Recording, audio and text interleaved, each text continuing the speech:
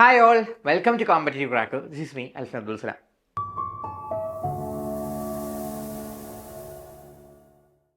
So, we have been talking about UGC NET English syllabus changing. അല്ലേ നമ്മൾ പലതവണയായിട്ട് നമ്മൾ discuss ചെയ്തിട്ടുള്ള കാര്യങ്ങളാണ് എങ്ങനെയാണ് എക്സാം പാറ്റേൺ മാറിയിട്ടുള്ളത്.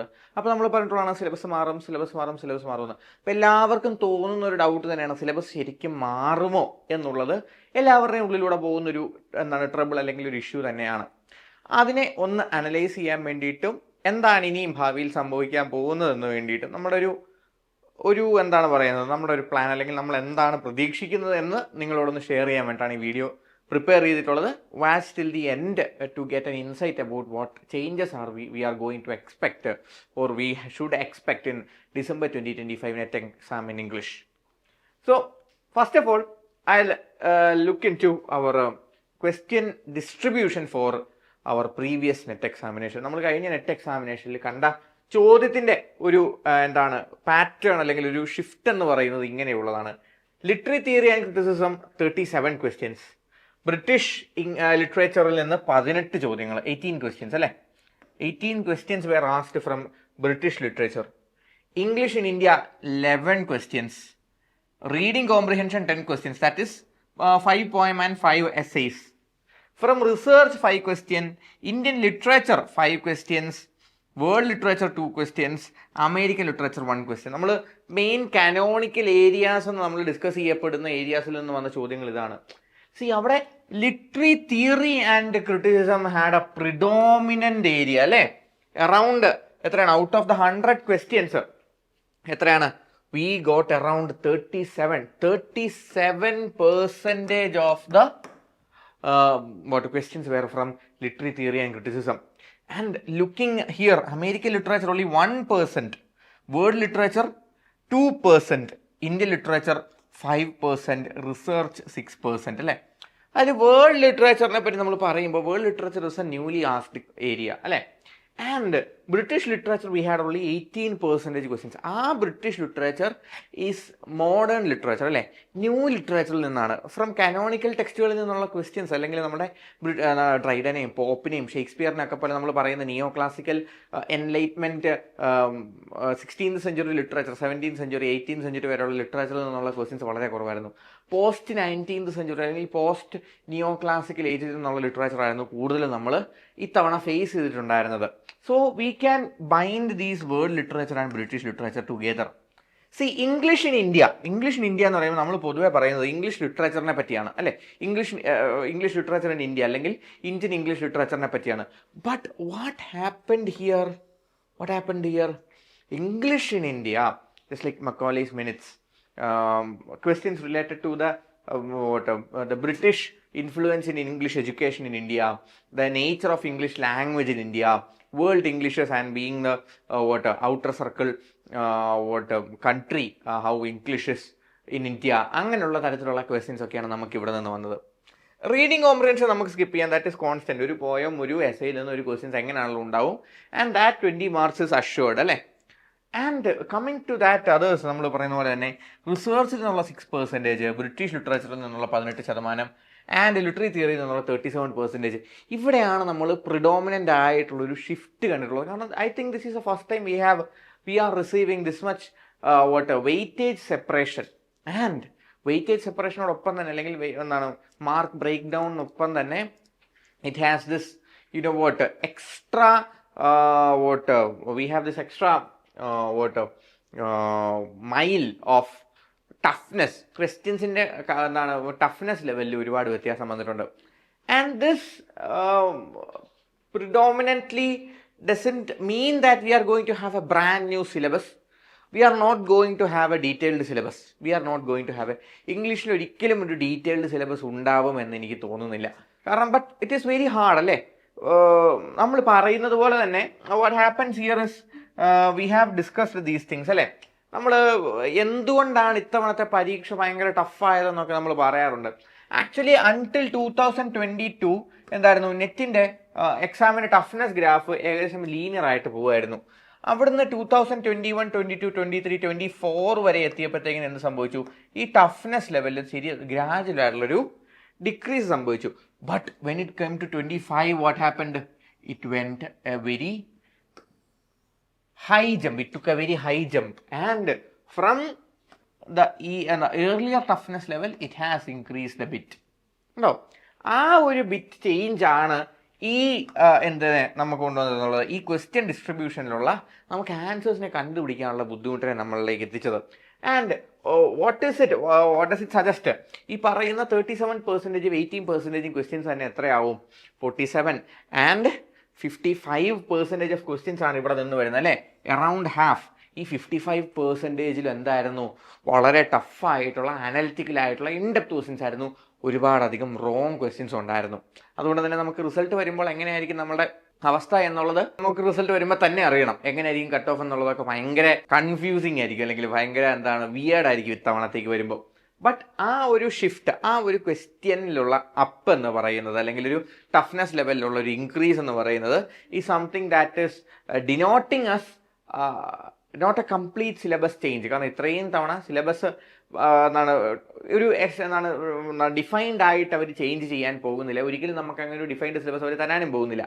പക്ഷേ നമുക്ക് എന്ത് കിട്ടും? ഇവിടുന്ന് ഫോക്കസ് ഏരിയാസ്, അല്ലെങ്കിൽ നമ്മൾ എവിടെ നിന്നാണ് കൂടുതൽ ചോദ്യങ്ങൾ ചോദിക്കാൻ സാധ്യതയുള്ളത് എന്ന് നമുക്ക് മനസ്സിലാകുന്നതിനോടൊപ്പം തന്നെ നമ്മളിങ്ങനെ പഠിച്ചാൽ പോരാ. നമുക്ക് വർക്കുകളെ പറ്റി, ഓതേഴ്സിനെ പറ്റി ഇൻഡെപ്തുള്ള അണ്ടർസ്റ്റാൻഡിങ് വേണം എന്നുള്ളതാണ് നമ്മൾ മനസ്സിലാക്കുന്നത് അല്ലേ.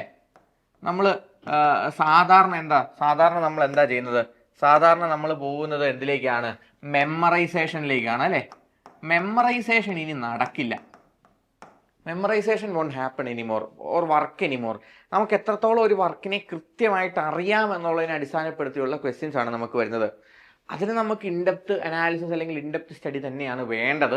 ഇൻഡെപ്ത് വർക്കുകളെ പറ്റിയുള്ള പഠനം തന്നെയാണ് നമുക്ക് വേണ്ടത്. And that memorisation won't help us എന്നുള്ളതാണ് നമ്മൾ ആദ്യം തന്നെ മനസ്സിലാക്കേണ്ടത്. And that is the way we approach the സിലബസിലാണ് നമ്മൾ ഇനി മാറ്റം വരുത്തേണ്ടത്. We have to read more, we have to read and understand the topics to face the challenging questions. കാരണം ഈ 55% ചോദ്യങ്ങളും വളരെ ടഫായിട്ടുള്ളതായിരുന്നു ഇത്തവണ വന്നിട്ടുണ്ടായിരുന്നത്. നമുക്ക് ക്വസ്റ്റ്യൻ ഡിസ്കസ് ചെയ്യുമ്പോൾ നമുക്ക് മനസ്സിലാക്കാനായിട്ട് സാധിക്കും. അതിനെ മറികടക്കാൻ വേണ്ടിയിട്ട് നമ്മൾ ഈ ഏരിയാസിൽ വേൾഡ് ലിറ്ററേച്ചറിൽ നമുക്ക് എന്ത് വേണം? ഡീപ്പായിട്ടുള്ള റീഡിങ് വേണം. ഇംഗ്ലീഷിന് ഇന്ത്യയിൽ നമ്മൾ ഫാക്ച്വൽ അണ്ടർസ്റ്റാൻഡിങ് കൂടുതൽ വേണം അല്ലേ. നമ്മൾ സാധാരണ കറണ്ട് അഫയേഴ്സും GK ഒക്കെ പഠിക്കുന്നത് പോലെ തന്നെ നമ്മൾ എന്തിനെ പഠിക്കേണ്ടി വരും? English in India. നമ്മളിവിടെ വന്നിട്ടുള്ള മക്കാലേസ് മിനിറ്റ്സ് പോലെയുള്ള റിഫോംസ്, മൂവ്മെൻറ്റ്സ്, ഇവിടെ ഉണ്ടായിരുന്ന ഗവേണിംഗ് ബോഡീസ്, പിന്നെ ഇംഗ്ലീഷിൽ വന്നിട്ടുള്ള വ്യത്യാസങ്ങൾ, ഇതിനെപ്പറ്റിയെല്ലാം ഫാക്ച്വൽ ആയിട്ടുള്ള അണ്ടർസ്റ്റാൻഡിങ് നമുക്ക് വേണം. റിസർച്ച് മെത്തഡോളജി, MLA ഹാൻഡ് ബുക്കിൻ്റെ ഒരു ഡീപ്പായിട്ടുള്ള അണ്ടർസ്റ്റാൻഡിങ് വേണം. അത് ഓബിയസ്ലി PG ചെയ്തിട്ടുള്ളവരും UG ചെയ്തിട്ടുള്ളവരും നമ്മൾ റിസർച്ചിന് വേണ്ടി അല്ലെങ്കിൽ നമ്മുടെ തീസിസ് ഡിസർട്ടേഷൻ എഴുതാൻ വേണ്ടിയിട്ട് ഉപയോഗിച്ച നോളജ് ജസ്റ്റ് ഒന്ന് പൊടിതെറ്റി എഴുതാൽ മതി. But coming to this, we have to learn more, we have to learn in depth, and we have to master our subject knowledge in this area. എന്തുകൊണ്ട് നമുക്കൊന്ന് നോക്കാം. See here, what do we have? We have our question. Who prepared the first blueprint on English education in 1792? This is a question that we have been faced with for our 2025 NET exam. കഴിഞ്ഞ പരീക്ഷയ്ക്ക് ചോദിച്ചിട്ടുള്ള ചോദ്യമാണിത്. It is something that is very straight അല്ലേ. ഇങ്ങനെയുള്ള ഏരിയാസിൽ നിന്നുള്ള questions അത്യാവശ്യം straight forward ആയിട്ടാണ് നമുക്ക് ക്വസ്റ്റ്യൻസ് കിട്ടിയിട്ടുള്ളത്. The answer is very simple അല്ലേ. ചാൾസ് ഗ്രാന്റ് ആണ് എന്ത് നമുക്ക് ഇതിൽ നിന്ന് മനസ്സിലാക്കാൻ, അല്ലെങ്കിൽ എന്താണ് ആദ്യമായിട്ട് 1792 നമ്മുടെ ഇവിടെ first blue print of English education ഇന്ത്യയിൽ കൊണ്ടുവന്ന ആള് ആരാണ്? ചാൾസ് ഗ്രാന്റ് ആണ്. ബട്ട് ഇങ്ങനെയുള്ള ക്വസ്റ്റ്യൻസ് നമുക്ക് 2024-ലും 2023-ലും നോക്കിയാൽ ഇംഗ്ലീഷ് എഡ്യൂക്കേഷനെ പറ്റിയുള്ള ക്വസ്റ്റ്യൻസ് ഉണ്ട്. പക്ഷേ പുതിയ ആളുകൾ മിക്കവാറും മക്കാലേസ് മിനിറ്റ്സിനെ പറ്റിയോ വുഡ്സ് ഡിസ്പാച്ചിനെ പറ്റിയോ ഒക്കെ ആയിരിക്കും ക്വസ്റ്റ്യൻസ്. പക്ഷെ അതിൻ്റെ മറ്റ് ആസ്പെക്റ്റുകളിൽ നിന്നുള്ള ചോദ്യങ്ങൾ ചോദിച്ചു തുടങ്ങിയിട്ടുണ്ട്. See, who among the following published the series of essays titled New Criticism? ഇത് 2023-ലെ ലിറ്റററി ക്രിറ്റിസിസമായിട്ട് ബന്ധപ്പെട്ടുള്ള ഒരു ചോദ്യമാണ്. എന്താണ്? ഇറ്റ് ഈസ് സിമ്പിൾ അല്ലേ. ജോൺ ക്രോ റാൻസം ആണ് ദ ന്യൂ ക്രിറ്റിസിസം എന്ന് പറയുന്ന series of titles of essays title new criticism എഴുതിയിട്ടുള്ളത്.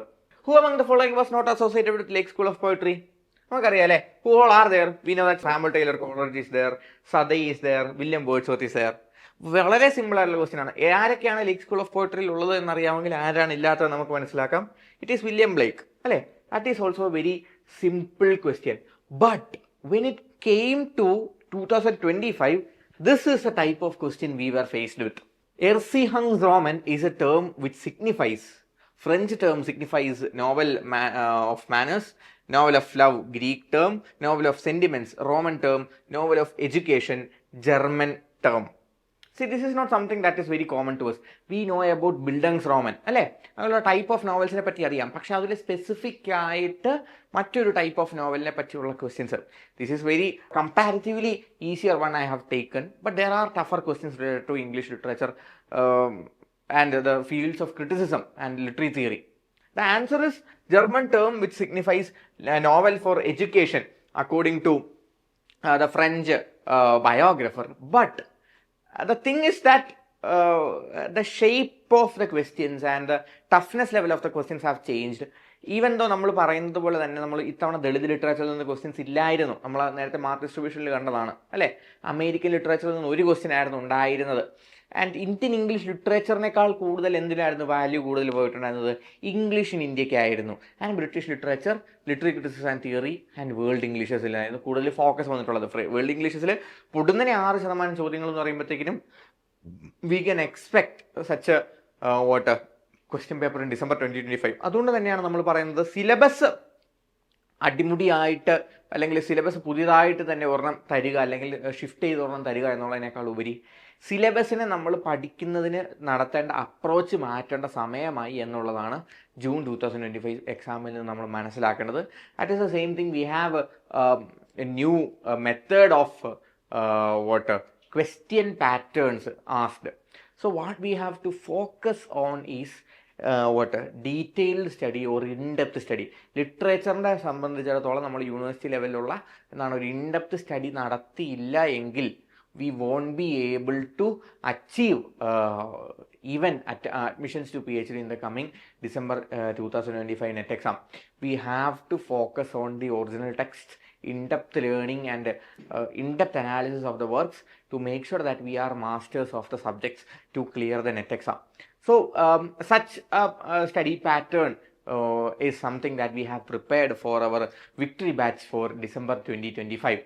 So we will be focusing on detailed textual analysis and study for this June 2025 while we are preparing for the net exam, and we will have in-depth subject knowledge and we will have in-depth literary analysis for British literature as well as English literature, and focusing on world literature, post-colonial literature and all. And only with that we will be able to crack net in December 2025.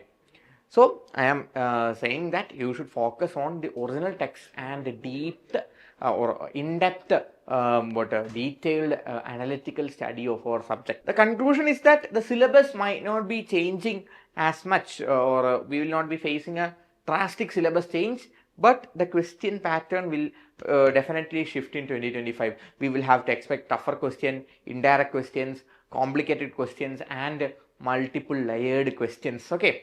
So that is all. The syllabus, we have seen the question paper mark distribution. We have to focus our studies accordingly and make sure that if you need any assistance or if you need any guidance while you are learning, we know the limits of self-study. Self-study എത്രത്തോളം നമ്മളെ എത്തിക്കും എന്നുള്ള കാര്യങ്ങൾ നമുക്ക് അറിയാവുന്നതാണ്. If we have to push our studies a bit more far, or if you ever feel the need of taking your studies to another level, you can always come to Competitive Cracker. Our victory batch, Dr. Vidya ma'am, led by doctorate holders, are ready to bring you to JRF in December 2025. So that's all. There is going to be a change in the approach which we are going to put on to the syllabus until we crack JRF in December 2025. Let's make sure that we study in the proper way and we achieve our dream before the exam gets more tougher and more candidates are going to appear in the upcoming years. Get the net as soon as possible, and all the very best. For more informative videos like this, please make sure that you are subscribed to our channel. If you are seeing this video or the channel for the first time, please subscribe to our channel and share this video if you found it informative to your peer and aspirants. Thank you.